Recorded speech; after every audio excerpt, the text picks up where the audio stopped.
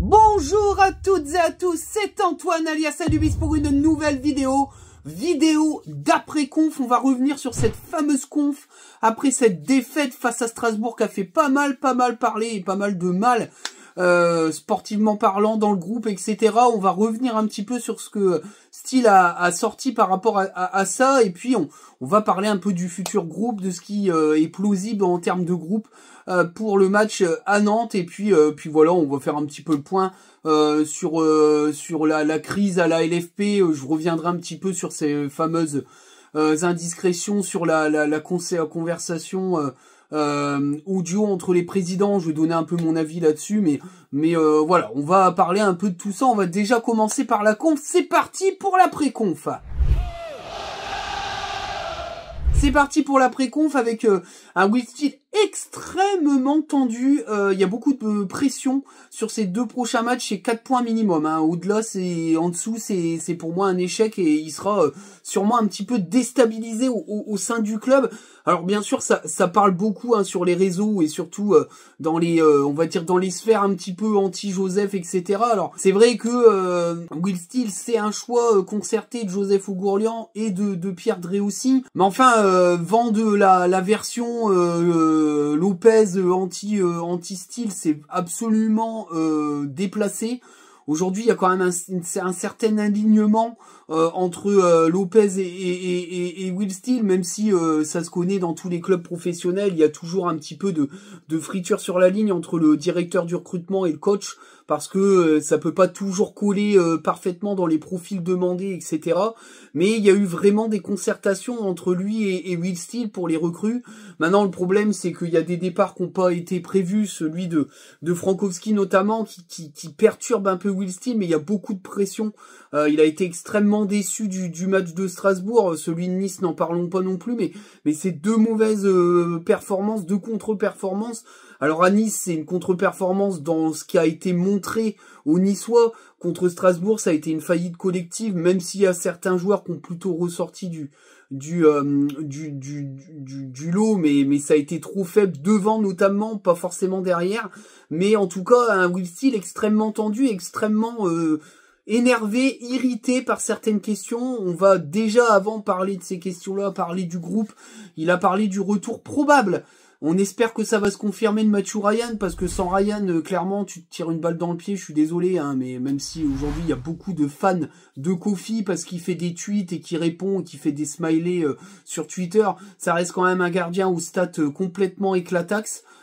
Aucun clean sheet avec Lens, mais le dernier clean sheet en date, ça date du mois d'avril 2024.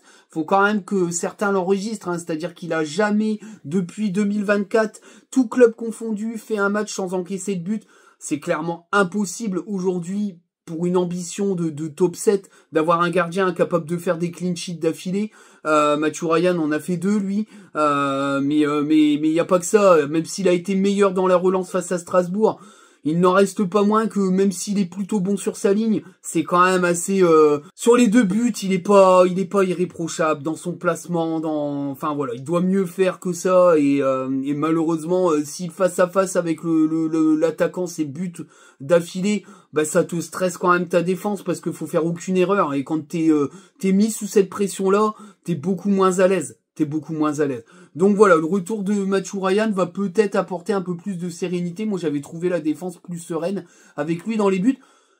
Ça reste un avis qui est le mien, mais je suis pas le seul à l'avoir partagé. Maintenant, on sait comment ça marche dans une partie de la commu, ça marche qu'à la fête, que les mecs, faut que ça soit des copains avant d'être des bons joueurs.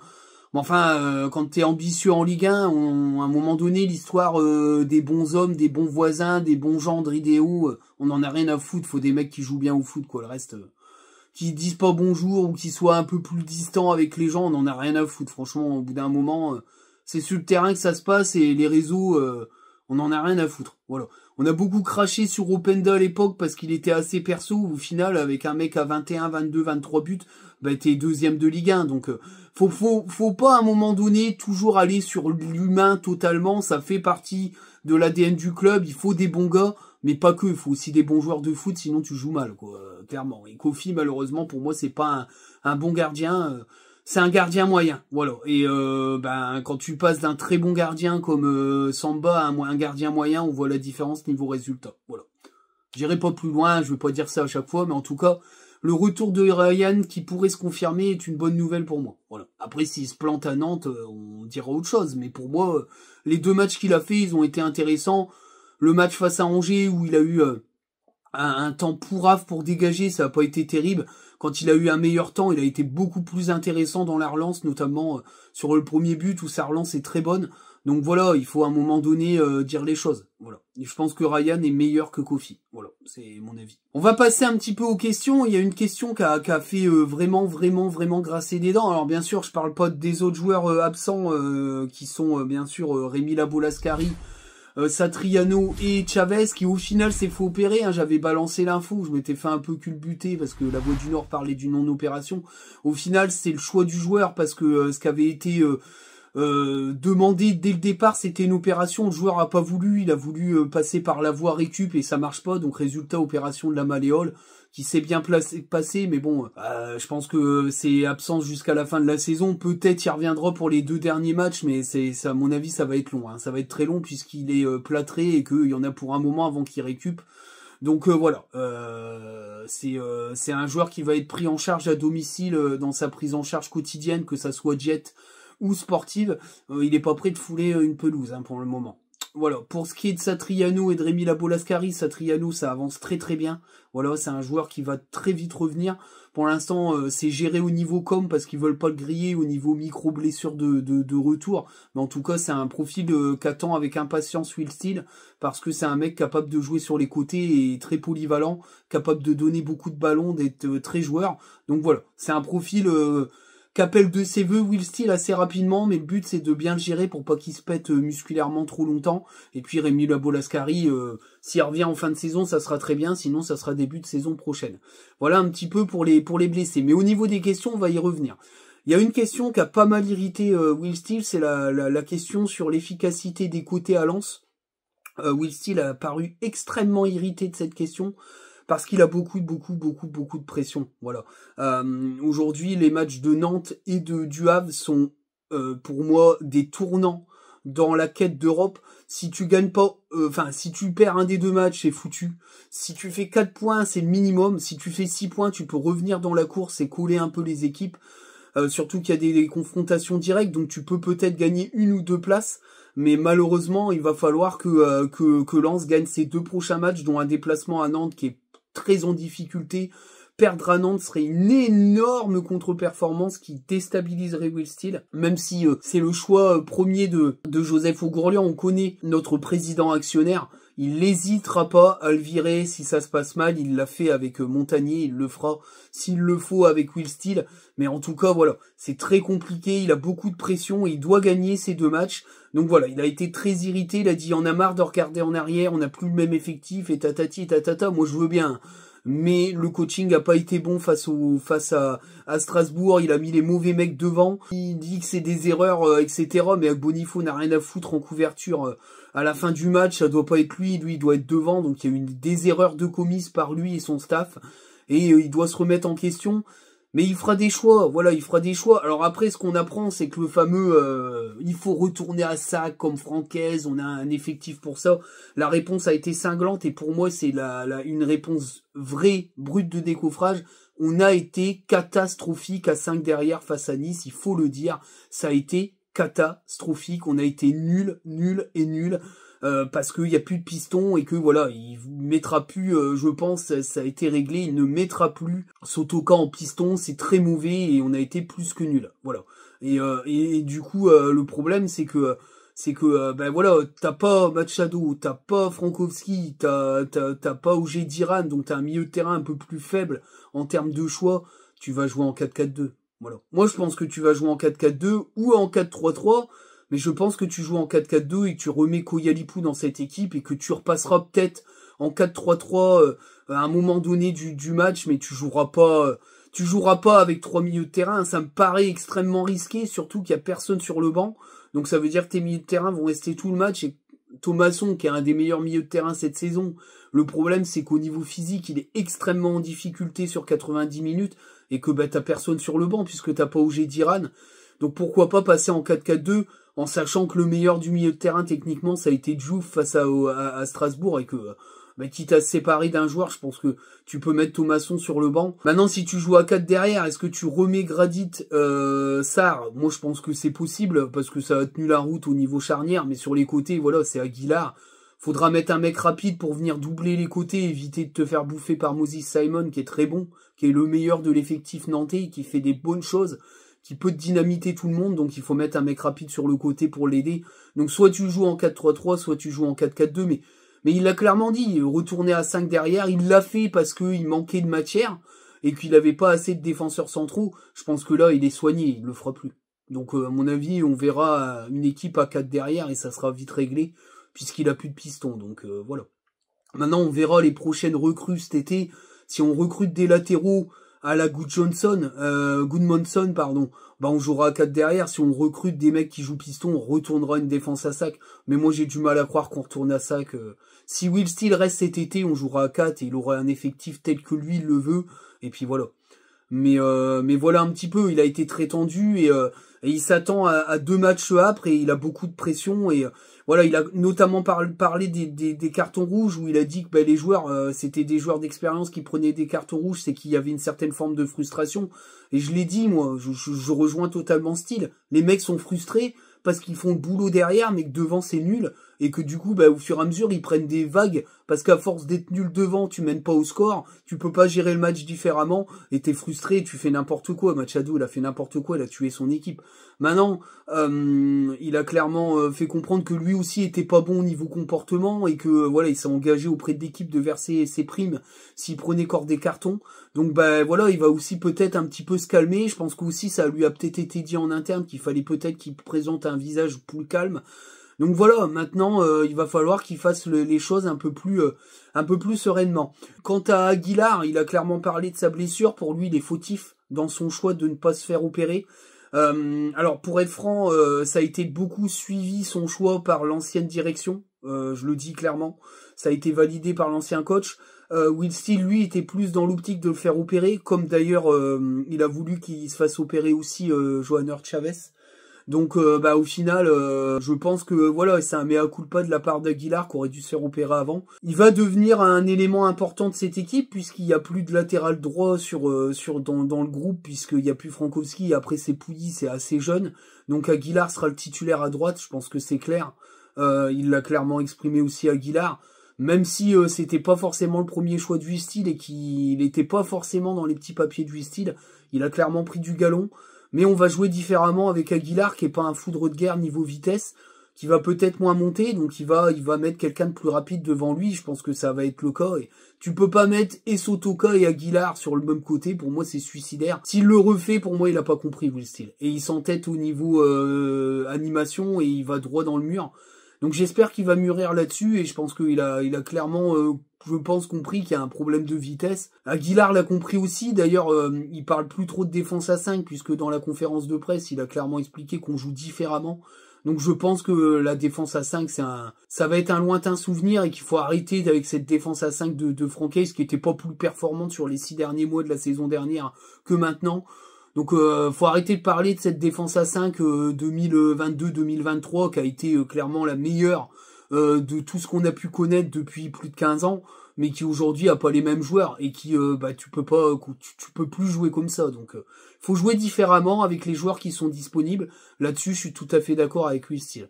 Mais par contre, il est très tendax et il va falloir vraiment qu'il aborde ses matchs avec beaucoup plus de calme et de sérénité parce que sinon il va donner beaucoup de nervosité à son équipe.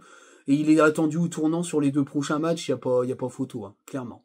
Donc voilà un petit peu pour la conf. On va aller sur la conclusion, la projection, et je vais parler, bien sûr, du fameux reportage de complément d'enquête qui va tomber et qui va faire très mal sur Nasser El Khelaifi et le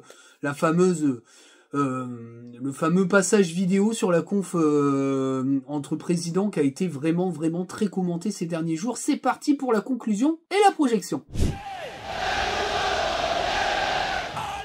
Et pour conclure, on va donc parler de cette fameuse conférence de président en Zoom, en visioconférence, qui a fuité et qui a été repris par Complément d'Enquête. Alors, on a beaucoup craché sur Joseph Ougourlian d'une partie de la commu foot en disant qu'il était défenseur du CVC, mais ça, il a pas changé. Il est tout, pour lui, ça a toujours été un bon deal. Le mauvais deal, c'est les droits TV, il est revenu dessus, il a eu une passe d'armes monstrueuse avec Nasser El Raifi, où il a clairement posé ses coronets sur la table et clairement parlé de conflit d'intérêts, tout le monde le pense tout bas. Hein. Aujourd'hui, être président d'un club de foot et d'un média qui diffuse le foot de son championnat, c'est clairement un conflit d'intérêts. Aujourd'hui, Nasser arrive avec 100 millions pour un match, c'est clairement du conflit d'intérêts et du doping artificiel des droits TV. Ça a pas plu du tout à Joseph Ougourlian. Que Nasser El Raifi fasse des leçons à Joseph Ougourlian alors qu'il est le président d'un groupe de médias espagnols qui fonctionne très bien depuis qu'il lui a mis le nez dedans, c'est quand même très très risible.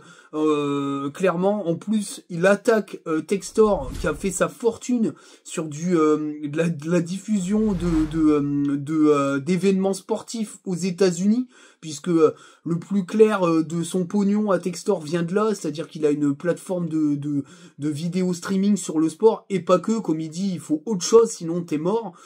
Ces deux mecs-là s'y connaissent quand même, et ils ont la leçon de Nasser El Raifi qui, au final, finit par se barrer en pleurant à Jean-Bière, je m'en vais Jean-Bière. Oh, c'est risible, c'est risible. Jean-Bière, c'est bien sûr Jean-Pierre Caillou, hein, qui est un sous-fifre de Nasser El Khelaifi, et on le voit bien.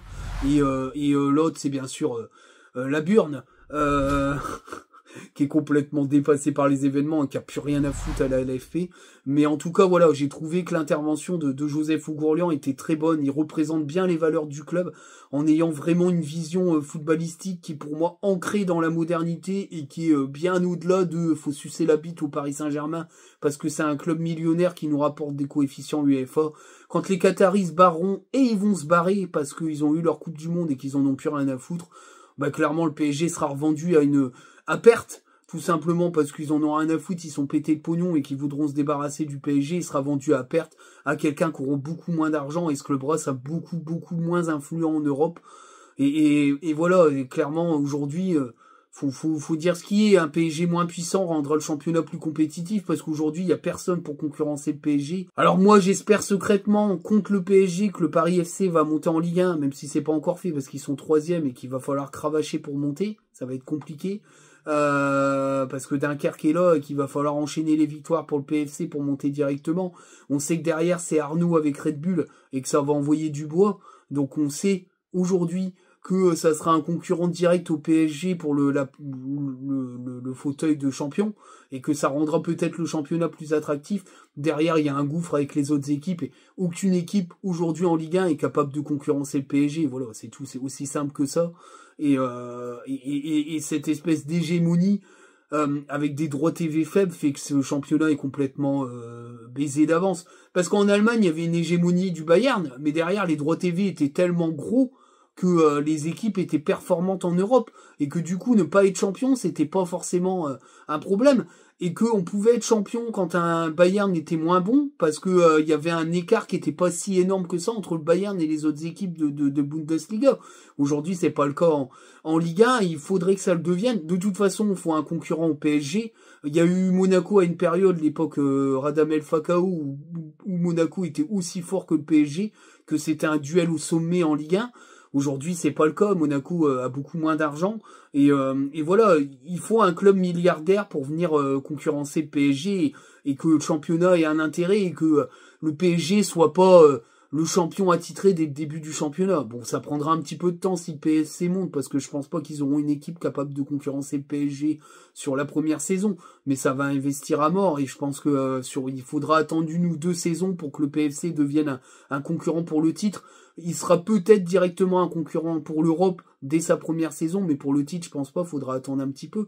Mais en tout cas, voilà. Voilà, moi j'ai trouvé que c'était intéressant, et Joseph Ougourlian, il doit rester comme ça. Maintenant, l'avenir du club à moyen terme, c'est une vente. Maintenant, vendre le club avec le stade, ça sera pas n'importe qui pourra acquérir ce stade-là, ce club-là, hein, parce qu'il va coûter cher.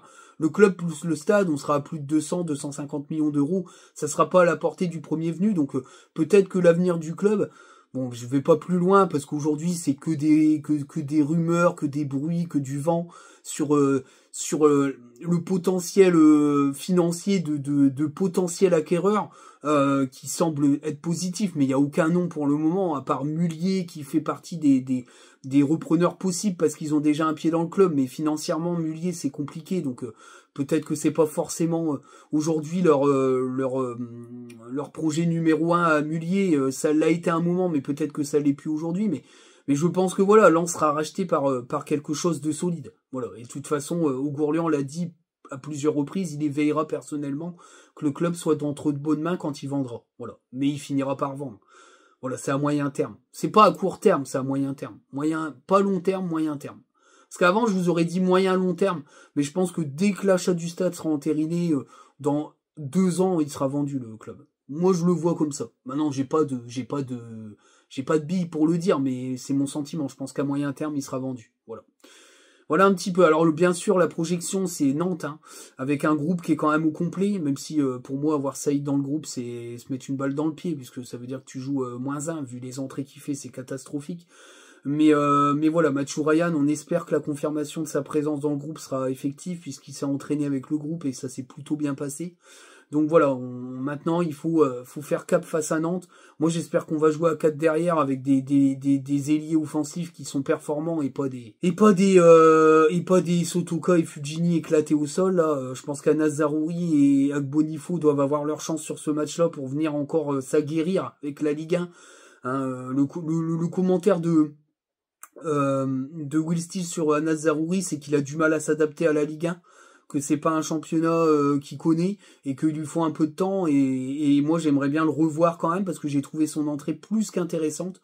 Maintenant, est-ce qu'il va jouer en 4-4-2 ou en 4-3-3, on verra bien. Alors s'il joue en 4-4-2, il jouera qu'avec 2 milieux de terrain et soit il joue avec 2 milieux de terrain défensifs et deux offensifs, c'est-à-dire que il va jouer avec Fujini, Sotoka derrière Koulialipou et Enzola, ce qui est un peu plus cohérent, mais le problème c'est que tu perdras en vitesse dans la progression des 2 milieux de terrain, et puis tu auras, je pense, Diouf et Thomasson, ou alors El Ainaoui et Thomasson au milieu de terrain devant la défense pour récupérer les ballons, ou alors tu joueras en 4-3-3 avec Agbonifo, Enzola, voire Koulialipou et Zaroury, on verra bien, mais je pense qu'on jouera à 4 derrière, ça me semble être une évidence. Voilà.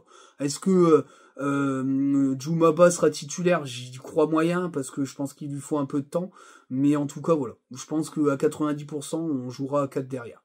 Voilà un petit peu pour la projection sur Nantes. Et puis le Havre, de toute façon faut gagner à Nantes et gagner au Havre pour remettre les pendules à l'heure et récupérer les points perdus, parce qu'on a perdu des points. On aurait fait, pour moi, 4 points aurait été pas mal sur la séquence Nice-Le Havre, Nice-Strasbourg. Là, il faut prendre 6 points sur Nantes-Le Havre, voilà, pour récupérer 2 points de plus par rapport à ce qui a été prévu. Donc voilà, donc c'est un peu compliqué quand même, mais j'ai foi en Will Steele, même s'il a fait quelques erreurs de coaching. Il doit se reprendre, même s'il est tendu, il faut que ça soit une bonne tension pour lui, il faut qu'il continue comme ça et qu'il montre de bonnes choses. Sur ce, je vous dis à très bientôt. On n'hésite pas à s'abonner, à mettre la cloche.